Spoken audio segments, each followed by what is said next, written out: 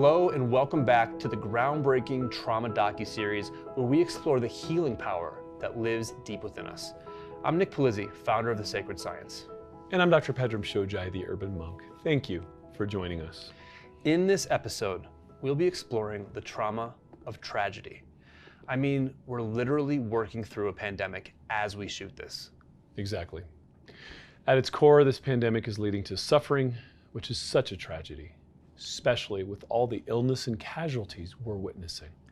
Whether it's a family grieving the loss of a loved one, an assault or crime, a serious accident, or yes, natural disasters, tragedy is a shared experience. In its most basic form, a tragedy is an event. It leaves us a wake of despair, but its trauma goes beyond the grief. Unresolved trauma from a tragic event can lead to all kinds of long-term health problems. So we're excited to share with you our latest exploration into the art of healing from trauma and tragedy. We have some of the leading experts in the field and some powerful stories lined up. Nick, why don't you get us started? It's important to remember there's no timetable for healing.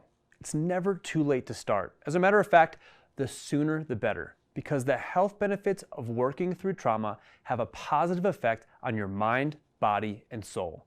The only catch is it requires you to actively pursue, confront, and commit to understanding what's going on inside of you. We're about to meet two incredible women who experienced different tragedies, but both of whom discovered how freedom of movement, exercise, and flow helped them understand their trauma.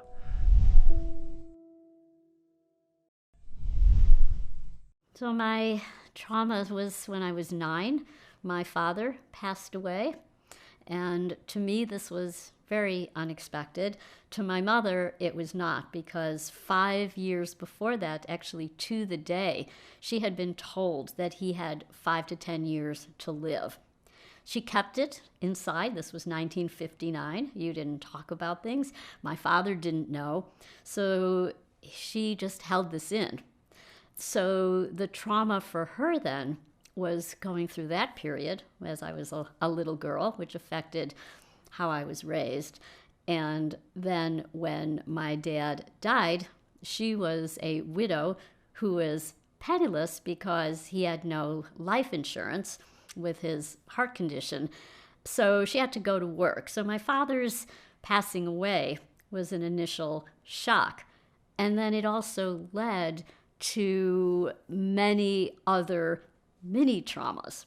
Just in the definition of trauma is the reality that what is happening, what has been internalized or what is stuck in my nervous system or stuck in my reactive or protective responses is not necessarily appropriate anymore to what is happening in the moment. It's interfering with my ability to be present in the here and now because something gets triggered from some other time, that there's this well of energy in me that's stuck in me. Now, I was an only child, so I was just with my mom. My mom had to go back to work, and so I was a latchkey kid, and I remember sitting by the window.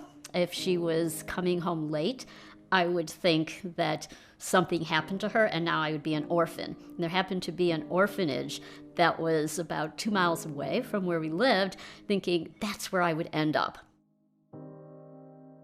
Are there times in one's life that one is more vulnerable? I would say certainly in childhood and well into adolescence. Think of it from the standpoint of a brain that's not very well formed. And with a young child, a child can't even reason. A child at 6 doesn't even have the capacity to reason or make sense of something that a child at 12 or 14 could, because their brain isn't developed in that way. So I think that's one way to consider this. A second is that child doesn't have resources available to help themselves that a teenager or an adult might have.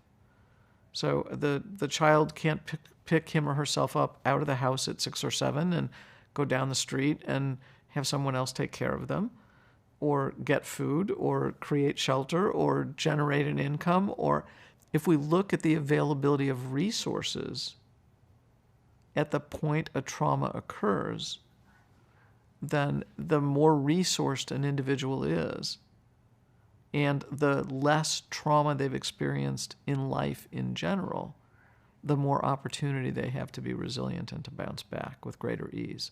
If there are things that occur that great stresses within the family during that time that affect the child, a move or parents that have to be away, or a parent that has to be away, or anything in particular that affects the loss of attunement to that child. And so attunement refers to this right brain to right brain attunement. When a child is between the ages of birth and 3, their right brain develops very, very rapidly, much more rapidly than the left brain. And at the age of 3, about the age of 3, the left brain begins to take over. So there's also then the development of prefrontal cortex that can be, after that huge growth spurt with the right brain, that can be affected by anything that is traumatic. And this can be small traumas, which we do refer to as little t traumas, or this can be large single event traumas. Little t traumas are often repeated traumas that one might not think of as rising to the level of a traumatic event, but maybe even more traumatic because of the cumulative aspect of that. How would you advise someone to go about acknowledging and recovering from childhood trauma? I imagine this is something that takes quite a while. Set no expectations for recovery time, because if you think you should be recovering on a timetable and you're not meeting it, then you're going to berate yourself and what's wrong with me and why can't I recover from this faster? Or if you do recover faster, then you may think, well, what are people going to think of me? It's like the recent widow who is now dating again, and people are going to judge her and think, well, what's she doing out there? She should be in mourning. She shouldn't be out in dating so soon. So that can be, again, that expectation that you can buy into. So you want to have a sense that, well, however I recover is fine. And it's not 100%. It's not like one day you wake up and said, aha, I'm recovered. I'm good now. I'm fine. Post-traumatic growth is in stages, and it's like if you're like the stock market and the Dow Jones average. It's a trend. You could say it's bullish, but there's some dips and corrections. So that's the same process in healing and growing from trauma. A child who grew up in a chaotic environment might spend considerable more hours in school as a way to fend off and avoid the chaos. But then they develop great academic skills. They have more opportunities to go farther in life based on the skills that they developed because they were in school like that. So the discipline or the involvement there became the good to take away from the painful life experience. Somewhere inside there must have been a sense of, well, I can have a different path. And that path became being the best student, the best in the class, the one who got the highest grade, who got 100 on every test, because that was how I was going to succeed. So I didn't have a formal diagnosis, and at the time, there was no sense of if you had a traumatic experience that you needed to talk to somebody about it. It was just, well, that's what it is. You just deal with it. There's a combination of hope, mindfulness, and compassion. And when I train coaches, I train them to bring those 3 factors into their sessions with clients. And so you apply that to yourself. I'm going to have hope. That's not always going to be this dismal.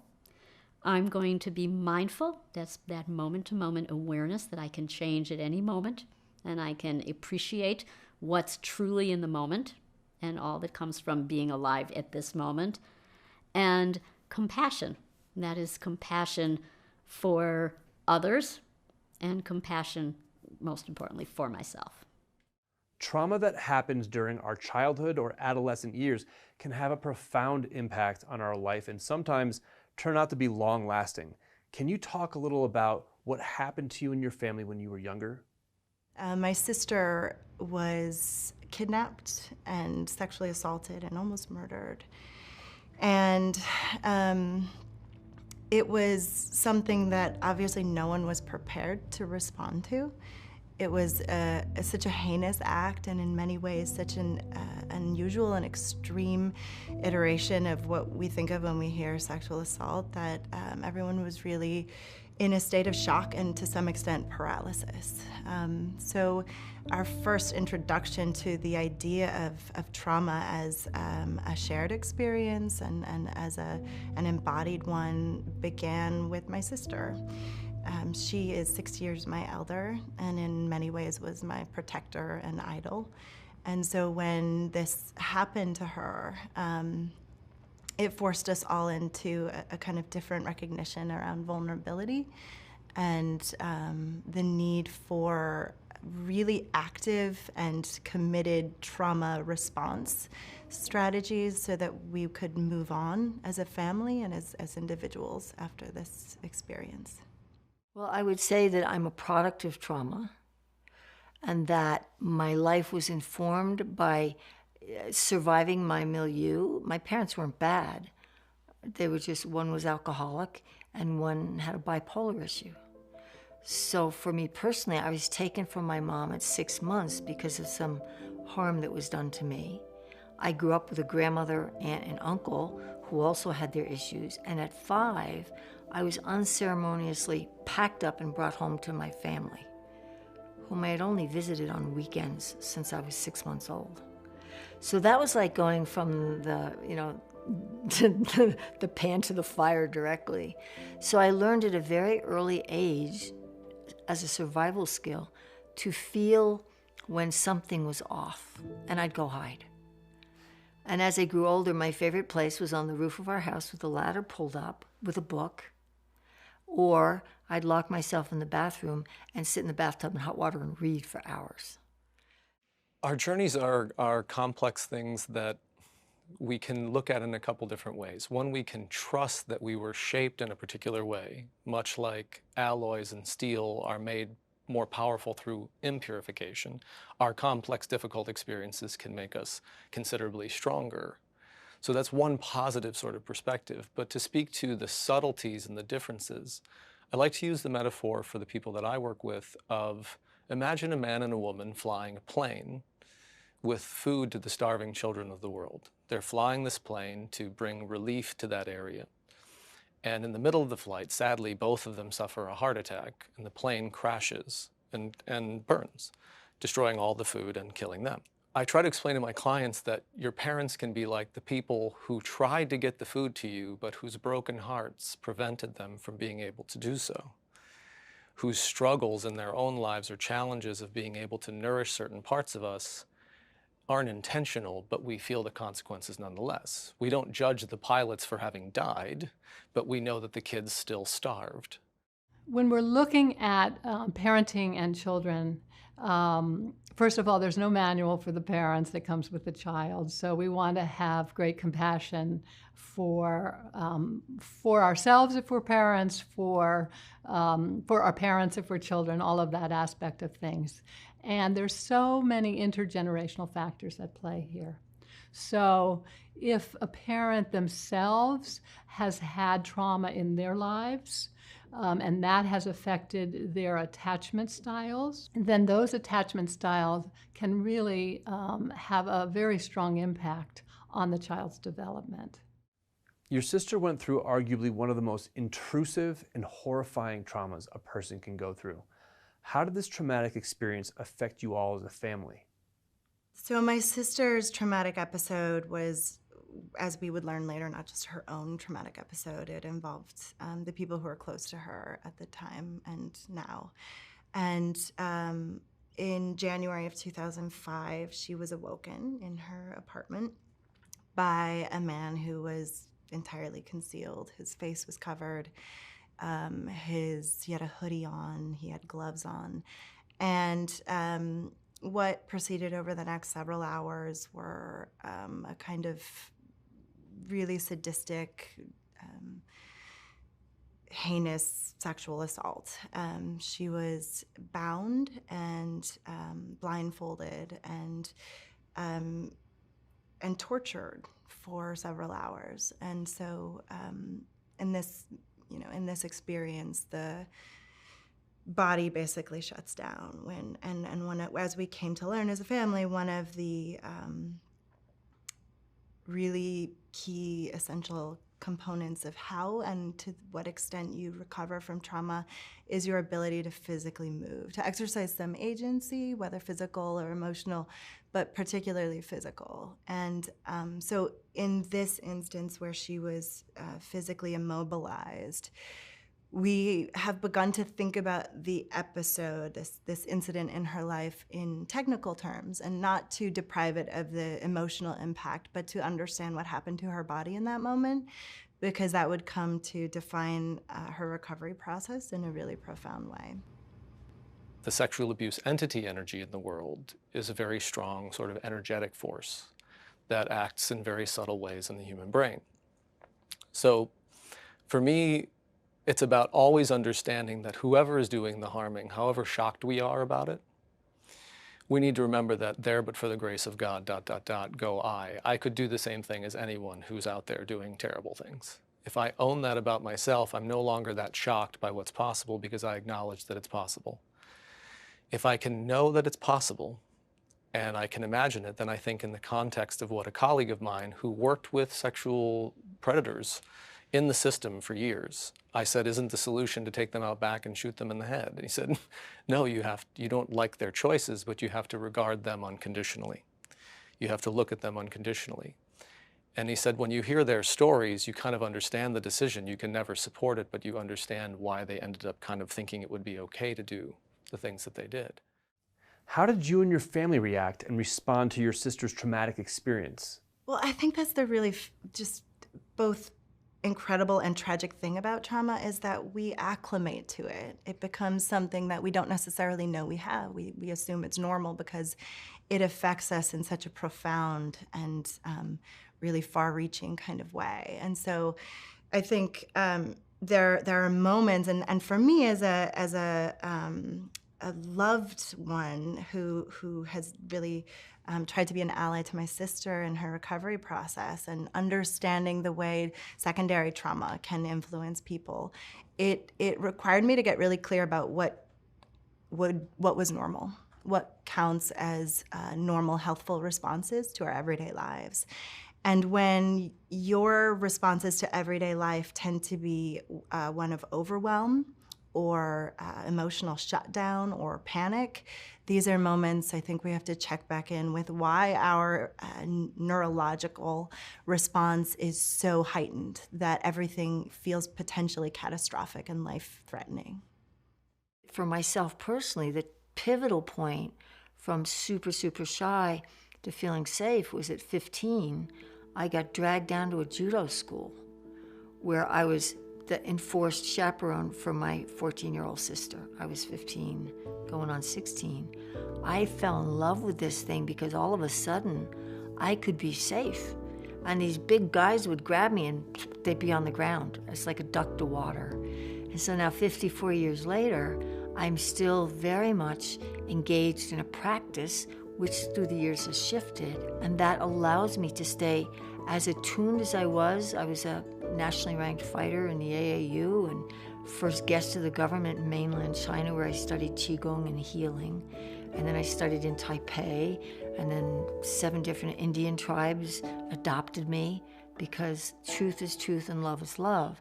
So I expanded my toolkit of how I could begin to work with myself.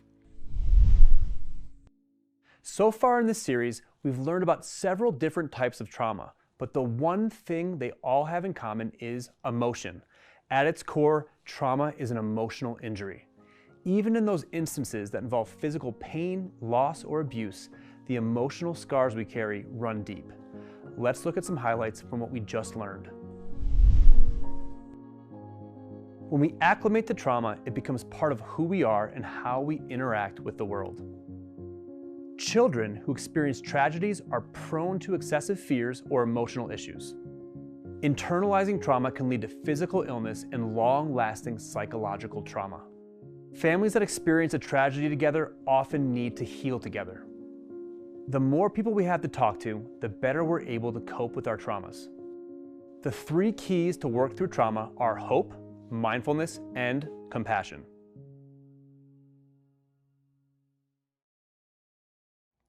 I hope you're finding this episode inspiring.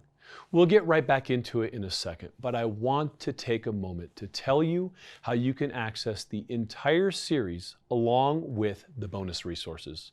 Below this video, you'll find a link to the full trauma docuseries on Whole TV, as well as a bunch of powerful bonuses that you can bring home right now at a special discounted price. This includes a trauma companion guidebook that's jam-packed with powerful takeaways and action items from each episode. This is deep dive wisdom that's not included in our free premiere. On top of that, you'll be invited to exclusive live stream events that we'll be hosting where you can ask questions directly to some of the renowned experts you see in these episodes. If you're interested in bringing these powerful healing solutions into your life, it's well worth checking out. Plus, the proceeds from your purchase will help us on our quest to unveil new breakthrough medicines and share this information with the world. Make sure you check it out. Now, back to tonight's episode. In the modern world, we have rules and laws and customs that for the most part keep civil society running smoothly. It's easy to take our sense of safety for granted. But then tragedies happen, and this loss of our sense of normal is always a traumatic experience.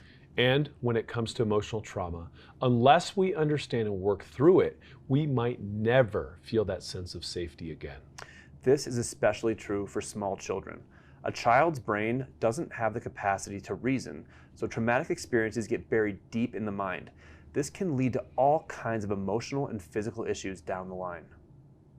And in the case of sexual assault, victims are forced to deal with the repercussions of physical and sexual abuse at the same time.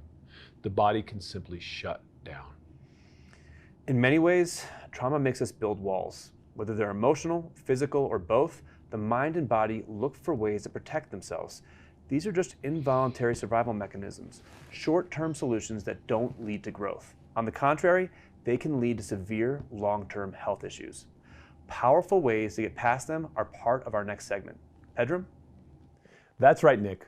We're going to look at how to take those first steps towards overcoming the trauma of loss and further explore the concept of inner and external safety. For Lynn, judo helped her break through some of her past traumas. The martial art provided her a sense of physical safety that she had never felt before. And for Laura, freedom of movement was a key component behind her family helping her sister grapple with her assault. Let's now continue with their stories.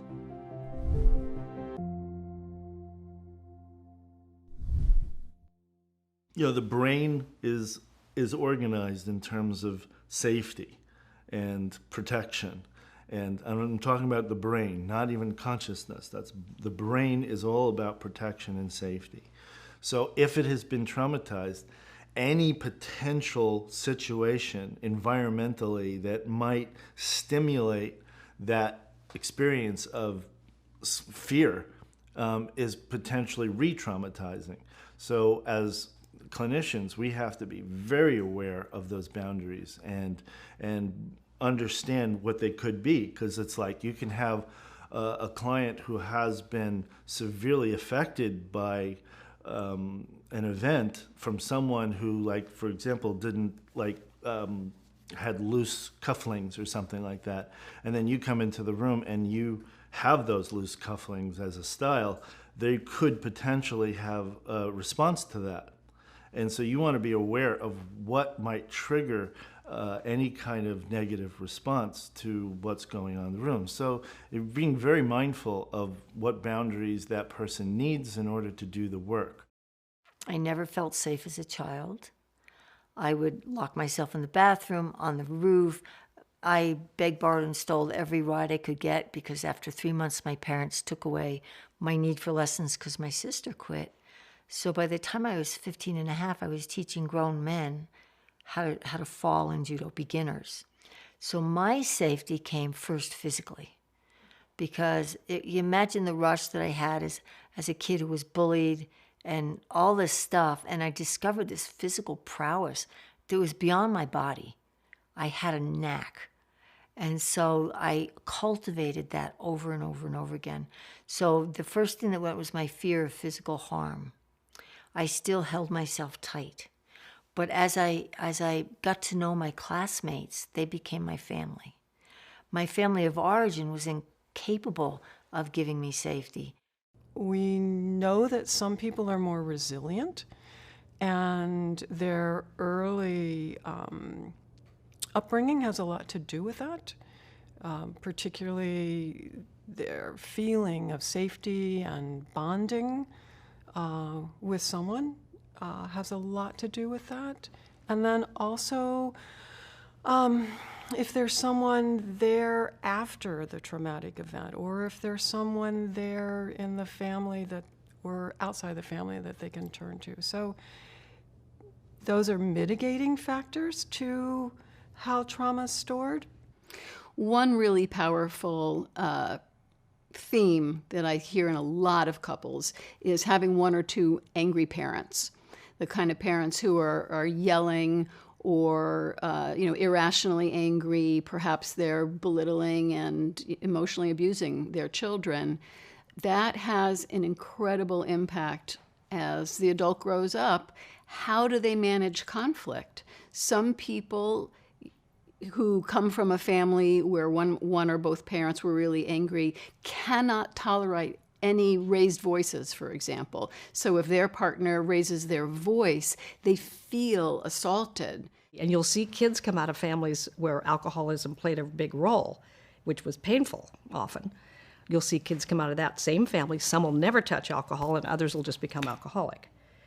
So it's a different response to the condition of being raised this way. And, some people have more ego strength than others, and it all is based on what they're coming into work on and the level of severity that they're working on. So when I work, I do a pretty intense intake for the first 3 sessions to get a feel for what they're coming into work on, what has happened, have they ever been in the hospital, what were the events around the beginning of feeling depressed or anxious about anything, and you try to get an idea of where their boundaries are, so this way you can honor them in the way that's necessary in order for the healing process to reveal itself.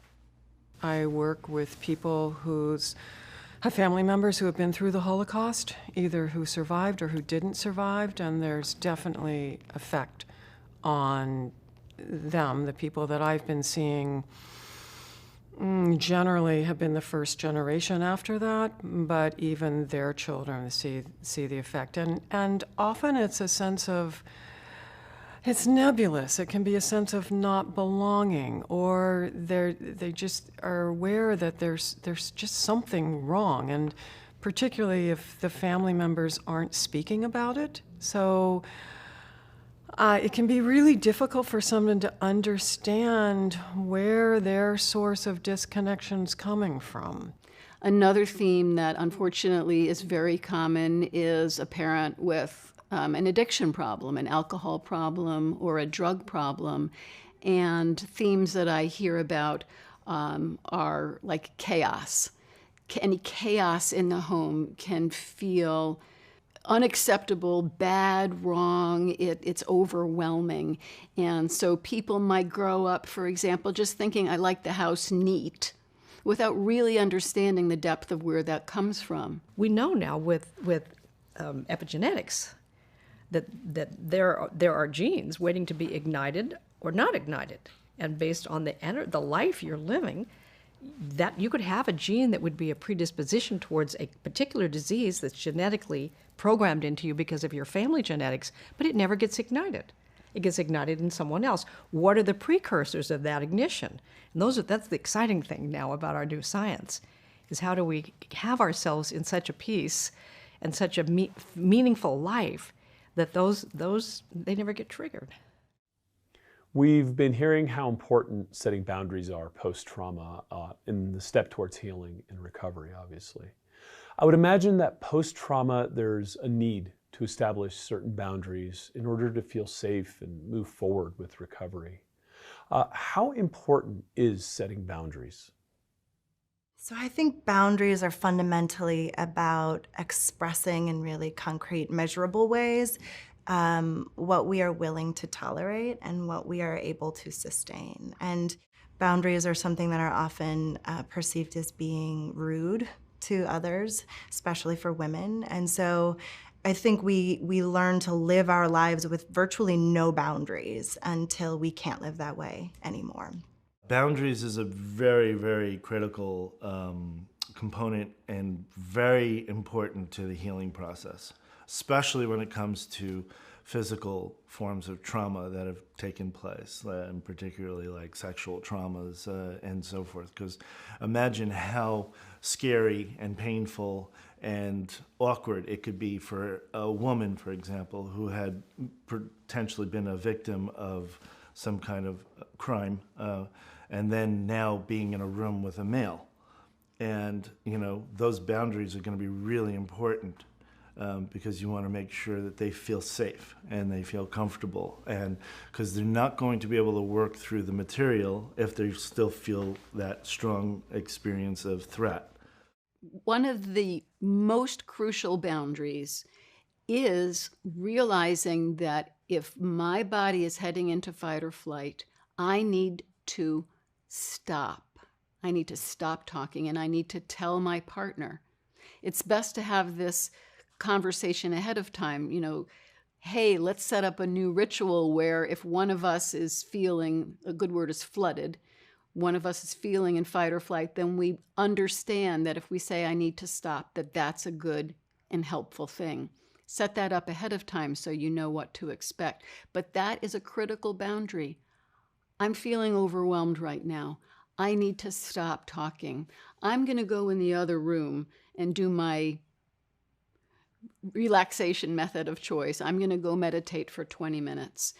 And hopefully you will go meditate for 20 minutes as well. When we're done, let's check in with each other and see when is a good time to go back to this conversation at a much more calm level. So that kind of boundary is absolutely critical to avoid escalating conflict, having, fights that are destructive. There was a lot of efforts to create boundaries around what parts of the story got told.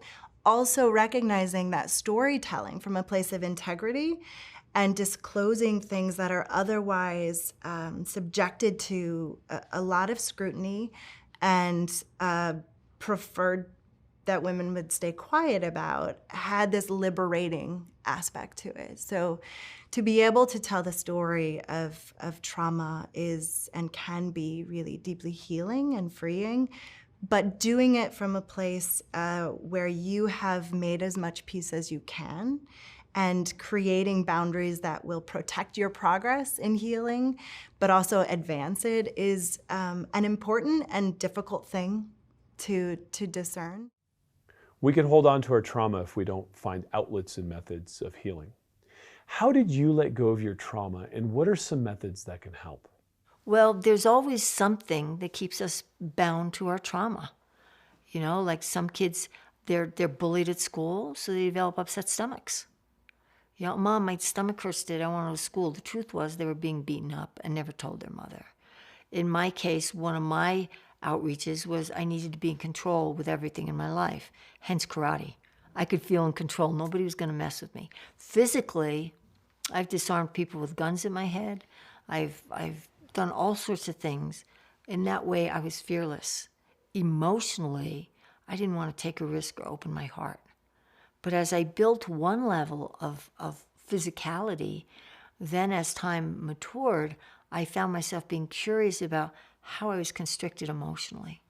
And then I just, I'm not really willing to open to my heart unless I can be in control by giving them something. It's like, so I became a giver, but I never received, which is an unequal, traumatic-based thing. Often trauma survivors especially people that come from developmental trauma. Children often blame themselves. There's something wrong with me, this feeling of shame, and that it was my fault. If I were more lovable, if I were a better kid, if I could have done X, Y, or Z better. So forgiving ourselves for what? We didn't cause the trauma. It's not our fault. Rape survivors often feel that it was their fault, and getting to that self-forgiveness. Forgiving is really the most spiritual and higher consciousness part of healing. It's very hard to get there, and that's where we're looking to go. At least that's where I try to go. It's kind of like in there where the forgiveness needs to be manifested.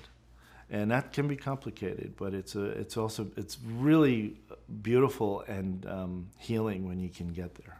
Forgiving the people that violated us or caused the trauma is tricky, because part of treatment is to allow the feelings of rage, if there's rage, anger, to come up and to be felt, but in a titrated way, so that it doesn't stay in our body and that it doesn't keep harming us. So we have to allow for whatever feelings are there to come up, and at the same time, we have to let it go, because to hold on to it, it would keep harming us.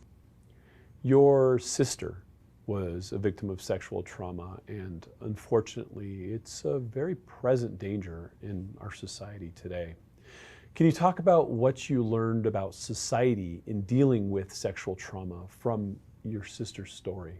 Her incident, as I said before, in many ways represents the kind of sensationalist version of what sexual assault looks like. And we know most sexual assault happens with someone you know. This obviously was not that kind of situation, but it was so sensational that it did become fodder for a lot of media representations and depictions. And so there was, we began to recognize and see the many different tiers on which people are struggling and mostly failing to respond compassionately or effectively to trauma, both in our individual lives, but then socially. The way that we grapple with fair, balanced, and ultimately supportive responses. So anything in terms of that big T category where there is a threat to the person's existence, that is something that shows up with sexual trauma. There is such a severe boundary violation with sexual trauma, and the whole range of possibilities with sexual trauma in terms of violence as a part of that. It is considered to be a very big T trauma. There's also a lot of societal and cultural aspects that bear into it, and family kinds of things as well. Is there secrets in the family? Was the trauma that happened somebody that the person knew? Is it a molestation? Is it someone that they didn't know? And how is it dealt with within the family if it was someone that they know within the family itself? And so when we have a trauma where we feel threatened, then the first response is either fight or flight. So she was assaulted by a masked man, and at the end of this incident, he put her in the bathtub to erase all of the evidence that may have been left, and threatened to kill her. He had a gun out and had it at her head, and she pled for her life. And eventually he told her to stay in the bathtub, and he left. And he came back to check on her a little while later, and then he left again, and he left the apartment at that time.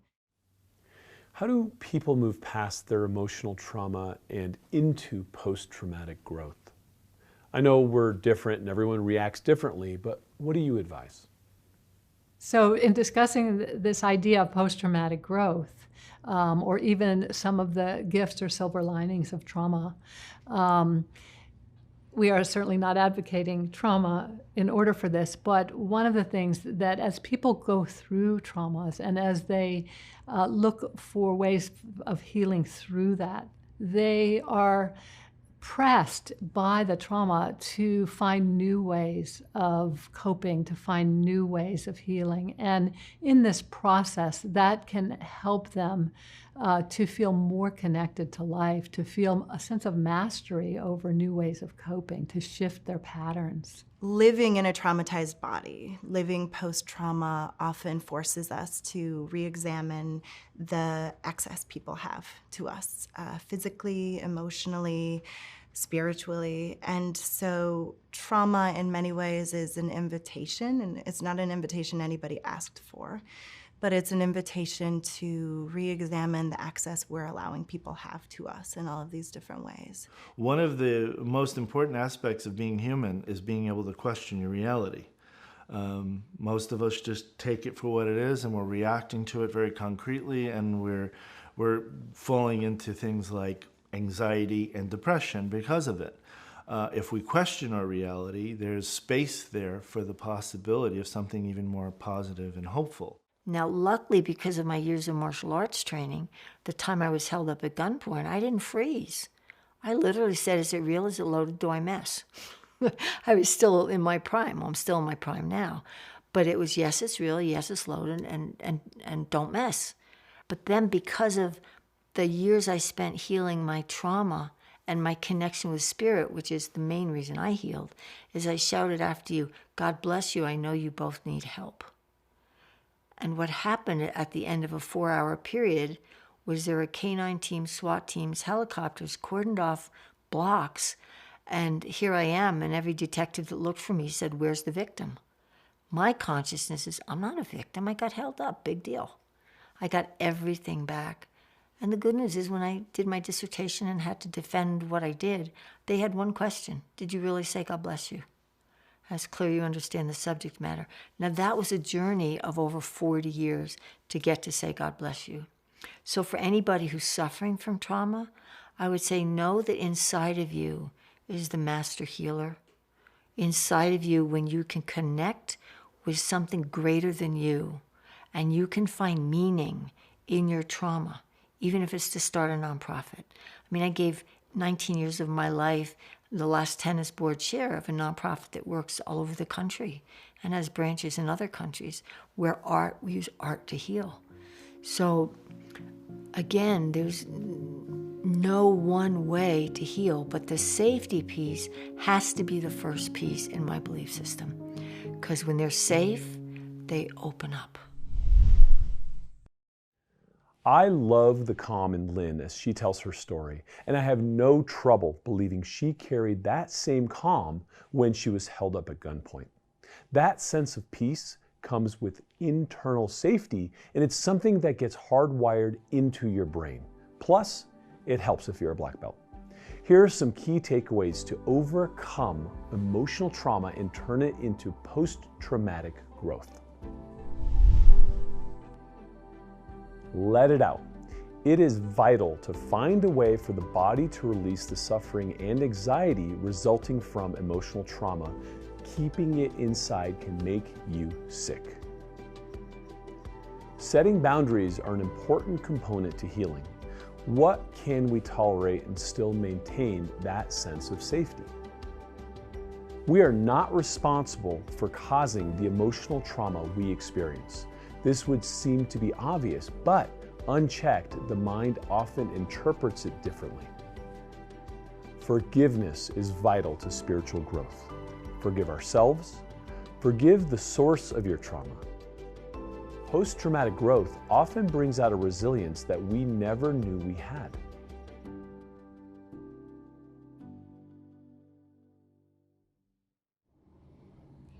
We've spent a lot of time looking at emotional trauma within the context of the individual, but we're all products of our environment.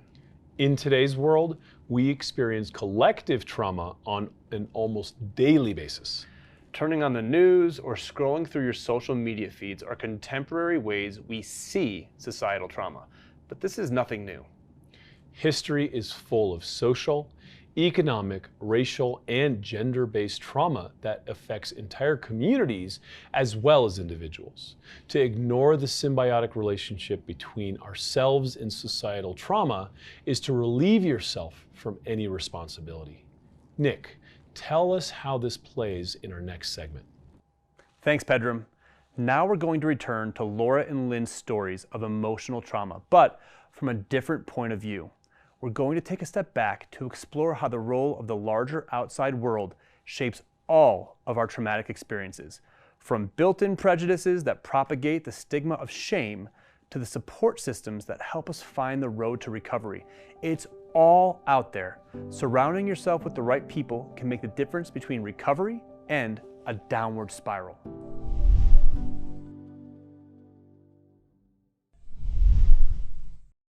My sister was really bold and courageous and released her name. And the immediate response from media was that she should rethink that by releasing her name, she was somehow going to compromise her integrity. And so just as we try to begin to talk about these things in ways that might dispel the shame and begin to address the trauma, we can unintentionally, I think, as a society, reinforce the traumatizing episodes. So we found that there was very little space to have candid conversation about her trauma and about gender-based trauma especially. It's very taboo still to discuss rape, to discuss sexual assault. And if we can't talk about problems, we can't see them. And if we can't see them, we can't solve them. So the secrecy that really shrouded her case, we began to recognize as an extension of the trauma. So there is this other sort of piece of trauma which is surfacing, and that you can see in the society where there's a disconnection between society members. And then the relational component when you have gang violence or domestic violence or mass shootings. And these are all things that we are experiencing in many countries of the world, including our own, that are not just symptoms of a society that is at unrest, but these are actually symptoms of trauma and collective trauma that is the undercurrent of our society. My sister's assailant wasn't operating in a vacuum. He was operating in a society that expresses a lot of hatred toward women in a lot of different ways. And there was evidence of this on his laptop. There was violent pornography on his laptop. There were different depictions in imagery and video of women being assaulted and abused in very similar ways that he carried out.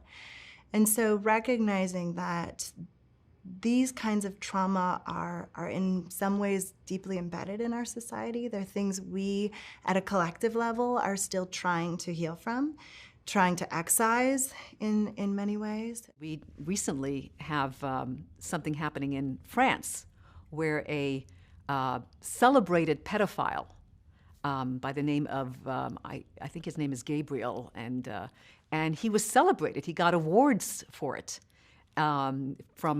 He was celebrated by different politicians, journalists, people of power, and he was protected. And he wrote about his escapades in the Philippines with 8-year-old boys and with, basically girls that were 13, 14 in France and elsewhere. Until recently, very recently, I think the past month or two, one of his victims has stepped forward and written a book about the experience that she had as a 13-year-old and how he groomed her for this role of being his lover. And this has opened up this discussion in France so I guess I'm bringing this up because we think that all these things are in other cultures, but also most of the West also has experiences of abuse being normalized in one way or another. And this is an example in France that's just recently come into the public eye, but we have it probably in the United States as well. Many people might see your sister's attack and subsequent trauma as a terrible result of a random act of violence. You have a different, deeper view of what happened. Can we talk about that? To begin, I don't think we can look at incidents like this in isolation, and we want to, because if we think about them as isolated incidents, it makes them removed from our lives, from our responsibility, from our contributions in any way. And I think that's often why we treat these as such objects of fascination, because it's a way of reminding ourselves that it's not going to happen to us, and it's actually unrelated to us. So there is the undercurrent of collective trauma, which is almost sort of unseen. And then on top of that is this experience of vicarious traumatization, which again is not happening to me, but I have an exposure to it through talking to people, through watching it on the news, through having friends and family experience it. And these are experiences that we're not unfamiliar with now. So it can be highly traumatizing through this field of vicarious trauma, which again is the subjective experience of something that overwhelms your capacity to cope. So even though I wasn't in that fire, or even though I wasn't in the school with the shooter, my experience of watching it on TV and my ability to respond to that in the moment with my nervous system can result in a traumatic response in my body. In addition to the secrecy, there was the other side of the spectrum, which was the fascination, the obsession, the fetishization of her assault. And so after her name was released, and actually, happily, her attacker was caught eventually trying to assault another woman. He was a serial rapist, and came to find out later on was actually a police sergeant in our local police department. And so he was able to leverage the tools of work that is traditionally very masculine and based very much in power in order to attack the most vulnerable people by abusing and leveraging his access to power as a police officer. During the time that these series of assaults that he was a part of were taking place, he was being promoted in this institution of policing. And as it came out in the trial, there were colleagues who worked in the police force with him who were raising questions to each other and to him about some abnormal behavior. But the culture of toxic masculinity, the culture of aiding and abetting that toxic masculinity ran much deeper than probably otherwise very good detectives' intuition and common sense. A lot of people who have gone through trauma define themselves by their trauma. What would be your advice to people who only see their worth from the trauma they've experienced? You are not your trauma. It's an experience, and there's wisdom in there, there's gold in there, and it's not going to happen right away. You know, there's each person is unique. I've worked with women that have been raped, and they're resilient, and I've worked with women whose dad happened to see them naked, and they're traumatized for life. So trauma is trauma, and each person experiences it differently. So I would say to people carrying that ball, I need to work.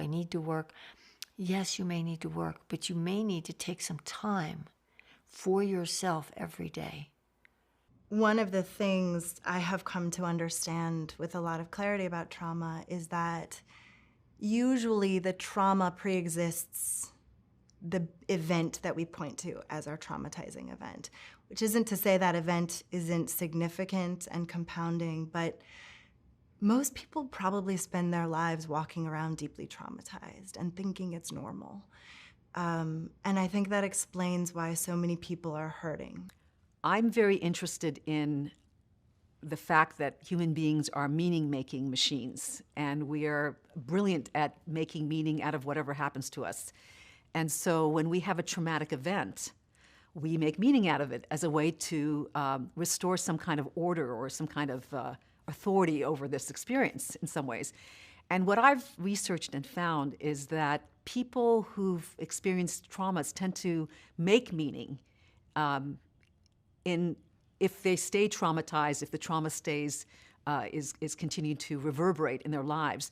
They tend to make meaning in, it could be productive, but in unproductive ways. I went to graduate school and you had to write your autobiography. Oh my God, I was sick. I threw up for 2 weeks because I actually put down chronologically what I'd been through. And I'm a happy person, you know, and I work with trauma for a living, and I witnessed the resiliency of the human spirit day in and day out. And I've worked with thousands of people, and I'll continue to work with them because that ripple effect touches the whole world. People who make meaning from trauma tend to make meaning either, I call it disempowered narratives. Talk about it in terms of narratives. And I use the term post-traumatic narratives. So like post-traumatic stress disorder, this is post-traumatic narratives, PTN for short. So there's a disempowered variety of PTNs, post-traumatic narratives, and these are the variety that we might all recognize, which is I'm damaged, I'm broken, I'm alone, people can't be trusted, the world is a dangerous place. So these are the disempowering post-traumatic narratives, PTNs. When clearly traumatizing episodes happen, it's tragic. It leads us down many different paths of grief and anger and rage. But it's also an opportunity to bring our attention to the many ways our bodies and our minds and our hearts have been struggling for longer than we could probably remember. And it's an invitation to develop the skills and tools at creating boundaries, at caretaking ourselves that we probably didn't have sufficiently throughout our lives. No matter what family we grow up in, the nature of making it through life is we experience hardship. And that hardship probably more often than we would like to think is and can be traumatizing. And it's hard to see it as a gift when you're in it. But if you can be around people who can hold for you, and they have to be safe people. You can't share your trauma with anybody because they'll say, get over it, or you're crazy, or you made that up. I never told anybody about my trauma. And the first therapist I told, the next week she said, I had to go get therapy for what you told me. So I didn't tell anybody. But there's another variety of PTNs that most people don't really think about that are outcomes of trauma.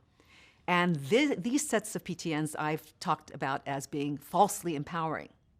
So they are grandiose. They're aggrieved entitlement is a term that has been used as well. They're vengeful. They blame others and they feel entitled to hit back, righteously indignant. So these are both kind of outcomes of trauma, and these are belief systems that people have. Now, the power they have is that some of it can be true sometimes. Yes, we can be broken. Sometimes people are untrustworthy. Life is sometimes difficult, and the world can be dangerous, but it's not true all the time and across the board. The problem with these, when people are traumatized, is they're almost like they're fixated as if this is the truth, by and large. It's what and it's how they filter reality. Can you tell us a little about your personal healing process and what trauma taught you about human resiliency and our ability to heal? When I sit with people with that kind of trauma, that have watched their sibling be murdered, or a drive-by shooting, or they're standing next to a brother who gets, knifed or shot, or in my own case with some of the things that happened to me, the devastation left me frozen, unable to think, and I couldn't get the pictures out of my head. I literally never knew when they were going to show up. And so what I did, in the beginning, if I saw something that triggered me, right where I was, I would collapse on the floor. If my back was to a wall, I would just go, here. And I didn't have a clue how I would heal that. But I knew that if one person healed, I could heal. Now, I still have memories inside of me, but they're neutral now. And I have stories inside of me that I use to help others. So I think my sense is that one of the ways to take something impossible is to use what you've lived through so other people don't have to live that way. If we have experienced trauma, our resiliency zone is very narrow. We don't have a wide zone of being okay. So anything can bounce us way up here or way down here, and it happens very quickly. And what happens is over time, if we keep getting bounced out of our resiliency zone and going way up here to anger, to being activated, to being panicked, to being whatever uncomfortable emotion, after a while we get stuck. The storyline itself became hijacked, and my sister was consenting to do a lot of different interviews in an attempt to break the silence around sexual assault and trauma. And in doing that, we started to see the same storyline reproduced again and again, which focused on the elements of her assault that were the most egregious and actually robbed her of her own voice. And the voice that she really wanted to share, the voice we wanted to be able to discuss as a family, was the voice of recovery, was the voice of how the process of healing from trauma is a long-term, lifelong commitment, and something that most certainly cannot be wrapped up in a 20-minute episode of some kind of true crime series. But this is a story that was not given voice because it was subsumed under the other violent, toxic, masculine representations of women and gender-based violence. And we teach skills about how to regulate our nervous system so that we're not overreacting in situations that don't call for a huge response. If we have a huge response to something that's minor, we're really reacting from history. We're reacting from an oversensitized nervous system. So TRM is about learning about triggers, learning how to soothe and downregulate our nervous system, learning how to tolerate distress so that we are not so reactive, and also completing, letting these feelings flow through us so we're not stuck in them. To date, what do we know about emotional trauma, and what have we learned about the best ways to recover and heal from it? Ultimately, what heals trauma is loving. You learn to love that this thing happened to you. You don't have to like that it happened to you. But you learn to wrap your loving around the impossibility of such horror, such hurt, such devastation, not knowing even how you're going to get your next breath or stand up. And yet when you can begin to play with the idea that there is something behind this and that there is a gift wrapped up in trauma. And I've worked on that issue for more than 50, 60 years. How can I bring loving to the impossible? And so I have built a habit, which is how people begin to heal. We have a negative habit, which is really easy. So as my people build healthy self-care, they literally build new neural pathways in their brain. And when that happens, they develop muscles. Conversation and transparency can be a really powerful, transformative thing in the face of something that often lurks in a very subconscious way in our bodies and in our minds. Giving light and voice to that is an act of agency and an act of empowerment that can go a long way in trauma recovery. The tools that we have developed have a lot to do with radical honesty and acceptance, and not personalizing it when someone says that they are triggered, for example. Not rushing to defend our intentions, but rather recognizing the experience of someone else in those moments is legitimate, and to affirm it is an act of love and an act of service that we can give to those who are recovering from trauma. And just as someone goes to the gym, they don't start out lifting 100-pound weights. you know, unless you're a really rough teenager and can do it. But let's say a woman, they're going to start with 3 pounds, 5 pounds, 10 pounds, you know, until they can lift their maximum, and then they continue to expand and grow. Similarly with trauma, it contracts us. And so unless we do something different, we'll probably spend the rest of our life contracted, getting sick, because as we shut down our psyche, our body shuts down. And what we feed our mind, we feed our body. So if you blame yourself for something that happened, that's going to devour you.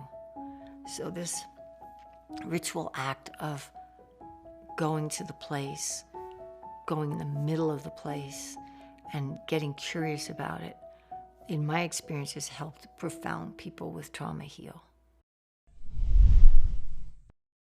If you take anything away from today's episode, it's this: you are not your trauma. Emotional trauma is an experience that happens to you, and how you respond to it is as unique as your fingerprints. You don't have to go it alone. Friends, family, and trusted professionals all play a vital role in post-traumatic growth. Let's review some of the important highlights from this segment to better understand how to help ourselves and others. Emotional trauma is very personal. Something that triggers one person might not seem like a big deal to another, but it's very real to them. Never trivialize someone else's reaction to an emotional trauma. Listen to their story and let them know you believe them. Take yourself out of the equation. Someone else's reaction to trauma is not about you. Be there, listen, and if appropriate, love them. Healing from emotional trauma is a positive experience that spreads enlightenment beyond ourselves. Trauma recovery creates a sense of purpose, a desire to pay it forward to ensure others don't suffer the same pain.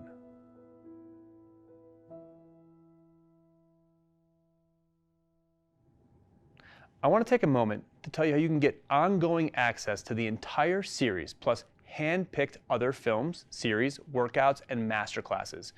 You may have noticed that you're watching the trauma series on a beautiful new interface with an array of other titles and health topics further down the page. This is our Whole TV video platform, and for the duration of this series, you have a special viewing period for the Trauma docuseries for free. But your access will expire in a few days once the premiere ends. Not to worry, if you want lifetime access to this series and every one of the other powerful healing videos on our platform, simply click the button below and we'll give you a special discount on a Whole TV subscription. Every month, we add and create new titles to the Whole TV catalog. Consider it your trusted resource in health and personal development. We can't wait for you to witness Whole TV and the hours of transformative docuseries, masterclasses, and live workshops that we've curated for you. Thanks for your support. We hope these episodes on emotional trauma help you take your first steps towards post-traumatic growth. Or if you're already on your journey, then we hope you're breaking new ground towards healing and paying that knowledge forward. No matter where you are, it's important to remember all healing from trauma takes time. That's right. There's no set deadline or schedule. Small moves is the name of the game here. Get those easy victories because they add up. In our next episode, we'll be exploring physical trauma, an injury or assault to our body, a shock to the system that can happen to anyone, anytime. But it's never just that, is it? No, it isn't. Physical trauma has a huge mental component to it that can make it very complex and difficult to overcome. Yet, overcoming it is a must. We're in this together. We'll see you in the next episode.